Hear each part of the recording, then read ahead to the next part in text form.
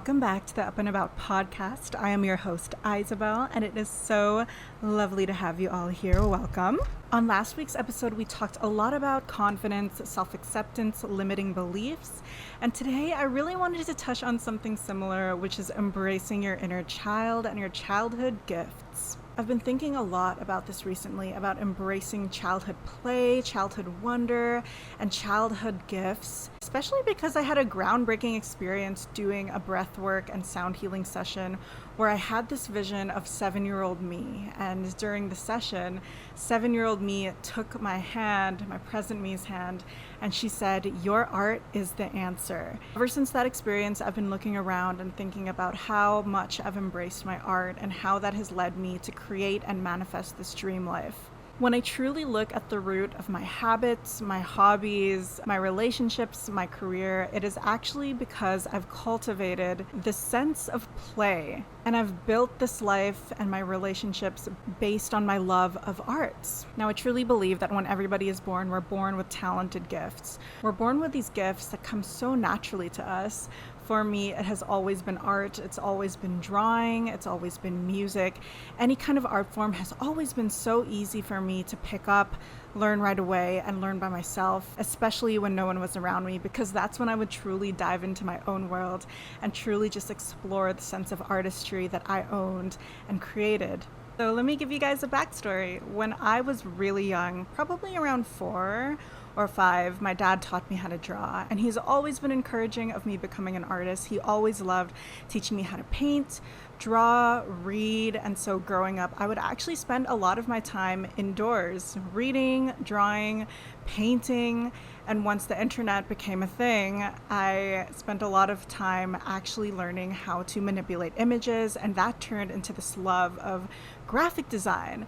Eventually, I started a blog when I was around 11.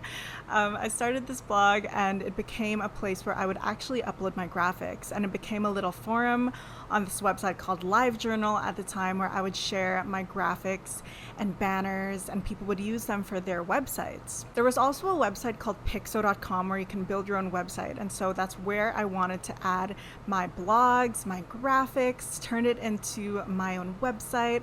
I taught myself how to code through using HTML and overall just fell in love with the process of creating graphics. Now fast forward, I'm in high school around 8th grade, so I'm probably around 13.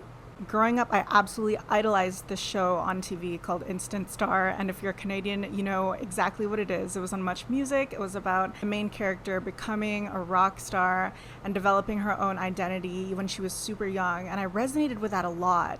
I really, really wanted to learn how to play guitar. I wanted to learn how to sing properly, and so my parents bought me my first acoustic guitar, and I taught myself how to play the guitar all by myself. My dad helped me a little bit, and I would spend hours just learning songs in my room, singing to this acoustic guitar. And at one point, I even brought it to my elementary school because I loved performing in front of people. And so during recess, I would actually take this guitar and sing, and crowds would come and gather around me, and we would have just amazing jam sessions. And that turned into my first paying job. One of the 3rd graders at my elementary school wanted to learn how to play guitar as well. And so her mom ended up hiring me to teach her daughter how to play the acoustic guitar. It was so funny. She paid me $20 for half an hour, and that was literally my first gig, was teaching this 3rd grader how to play guitar. It was awesome. I loved performing at talent shows. I loved singing. I begged my parents at one point to put me in voice lessons. Coming into high school, I had this love for design and music and coding, and all of these things have always come naturally to me. So I thought, whatever, I bet everyone knows how to do these things just like I do, and I really leaned into it. In 8th grade, when I turned 13, I started a band. I was just so unhinged. I absolutely was just such a passionate child. I really did everything I could to express my art and my love for music, and I loved that in high school. I met a lot of people that were very similar to me. I started this band with this amazing and very talented group of friends at the time, and we performed. We performed in Vancouver, we performed in Kelowna, we performed in in school and out of school. It was just this amazing experience and time in my life, and I just felt so passionate. During the summers, I would take writing classes, extracurricular classes, photography classes, because I truly just wanted to learn. I really felt so immersed into my art, so passionate. I would create these stories online.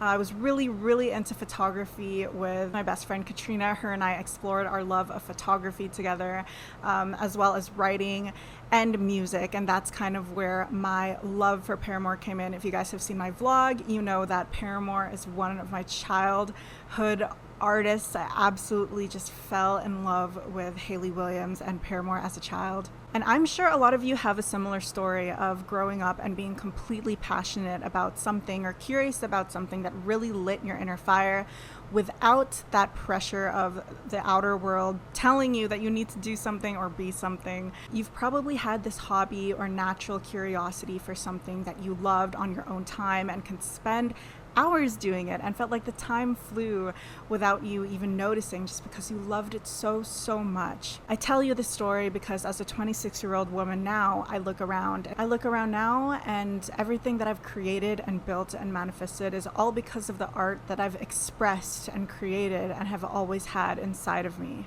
I run a UX UI design agency that takes on a lot of tech clients that also look for branding, design, and animation videos, which is so funny because that is an extension of what I loved in terms of websites and graphics when I was 11. I'm also a lifestyle content creator, and that is an extension of my love for writing and lifestyle and fashion and photography. In addition to that, I have my own wealth blog and do technical writing for businesses as well.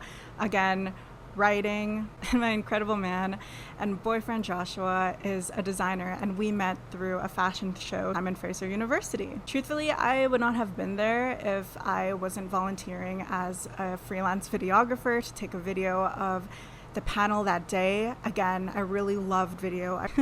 This podcast and even my YouTube channel is an extension of my childhood love of video, editing, photography.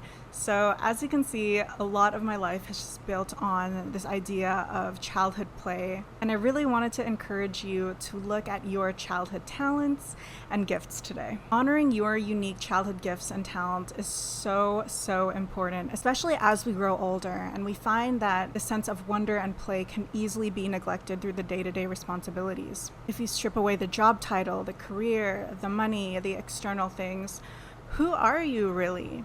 How can you describe yourself without talking about the external factors? If there's one question I absolutely cannot stand, it is the what do you do question when you first meet somebody, just because there's so much dynamic and more interesting things to talk about when it comes to somebody's personality and their hobbies and their values. And I think it gets so easy to get attached to our accomplishments or our degree or the things that validate us as productive in a capitalist society. Try it. Who are you without the external things? How would you describe yourself without all of that? This is such a great way to really reconnect with who you are in your inner state as an inner child, without the adult conditioning of what it really means to be successful and perceived in a valuable way. Reconnecting with your inner child is the most fun work you'll probably do as an adult, especially if you do it through meditation. Ask your inner child for guidance. Ask your inner child what he or she needs right now. What does your inner child's gut feeling tell you? What does your gut feeling and intuition tell you? For me, my inner child was telling me that I really need to start drawing again. It's been over 2 decades since I've touched a drawing pad,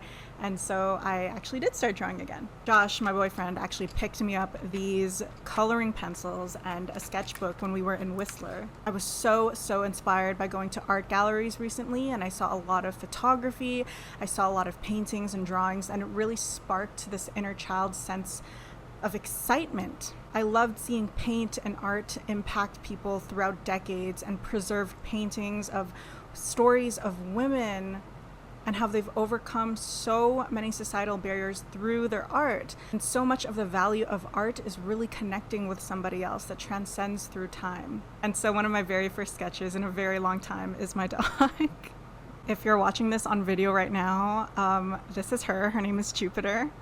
Probably took me around half an hour to draw, but when I was drawing, it put me in a state of presence and meditation, and it just made me so happy. It really felt like I was honoring and reconnecting with my inner child, and that sense of presence and fulfillment, it just hits different. Don't be afraid to revisit nostalgic activities or nostalgic games that you used to play, places you used to visit, revisiting hobbies that you used to neglect or used to do, but you don't do that much anymore. Art galleries, puzzles, board games, all that stuff brings out so much in me.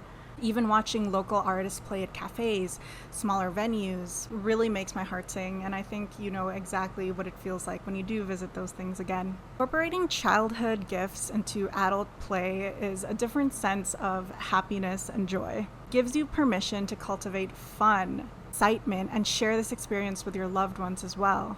When is the last time you learned something new, or had a new experience, made new memories? Cultivating your childhood gifts, or even tapping into what feels like fun, play, activities that truly nurture your soul and make your spirit so fulfilled. We are truly in this loop of working so hard and resting to work all over again that sometimes we forget to really enjoy the moment and be present. It gets really easy to lose sight of the things that truly matter when you are in the grind and in the cycle of just working all the time. Sometimes we forget that the true meaning of life and life purpose is connect with the people we love and truly do what we love and cultivate what we love into our everyday routines. I think at the end of the day, what we only truly have is time, and that what is only truly guaranteed is that life ends. So spending the time doing what you love with who you love at the end of the day is all that really matters. And that starts with having a fulfilled life that is filled with passion and excitement. Honoring your inner child in self-care practices can literally look like your skincare routine,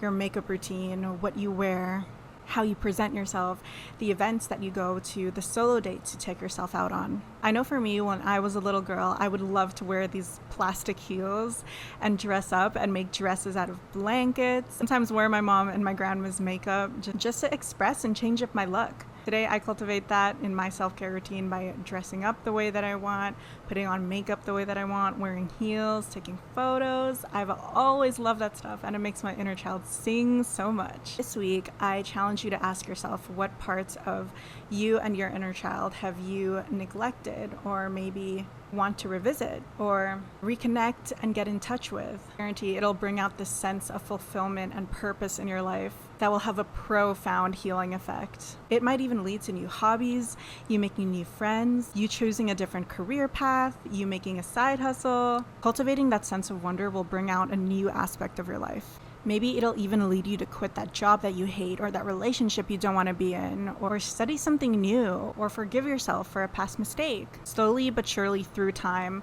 this magic will truly bring you closer to your dream life and will manifest everything you've ever wanted. I really believe being aligned to your inner child is the answer to creating the life of your dreams, because it really helps you live your authentic self and bring you closer to the people that share your values. I'm super curious to hear your thoughts, curious to hear if you've learned or discovered something new, if you've built a new hobbies or implemented a new way that brings you closer to your inner child and inner healing.